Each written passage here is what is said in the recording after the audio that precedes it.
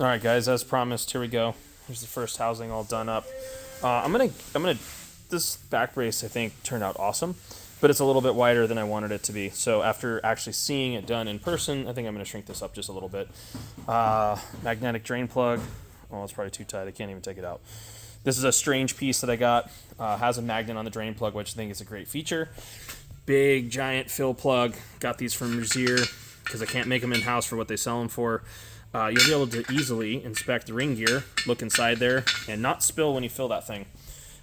So what's cool is now that I do these in-house, these through-bolt spring perches that I make, I notch these guys in the computer, then manufacture them, weld them all up, and they fit on the housing. There's almost no gap in there. So obviously there's a relationship between this edge and the face of the housing to make it so you can figure out what the pinion angle is going to be. For the applications that I have, I'm going to do that in-house. So I'll be able to sell you a housing that has all the features in it, right? So I think this is nice, man, because that's some tricky kind of notching to do, right? So let's roll this thing around. This one's TIG welded, obviously.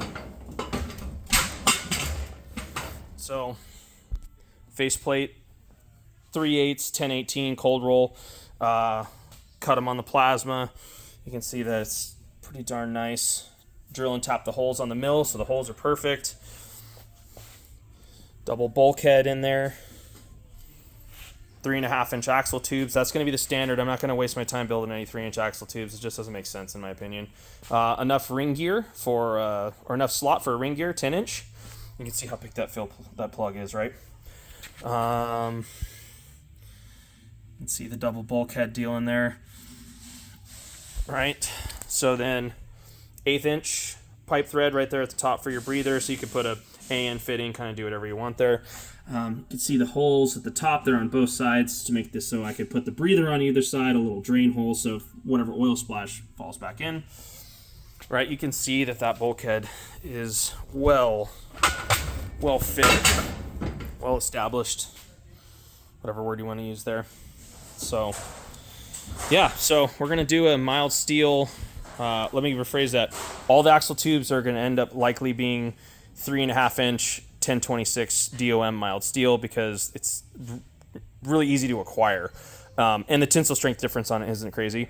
So they'll probably all be 3.5-inch quarter wall mild steel tubes, and then I can do the face plates and all the rest of the pieces in chromoly. So I'll do TIG welded chromoly ones, probably going to be $2,500, and then I was going to do MIG welded mild steel ones.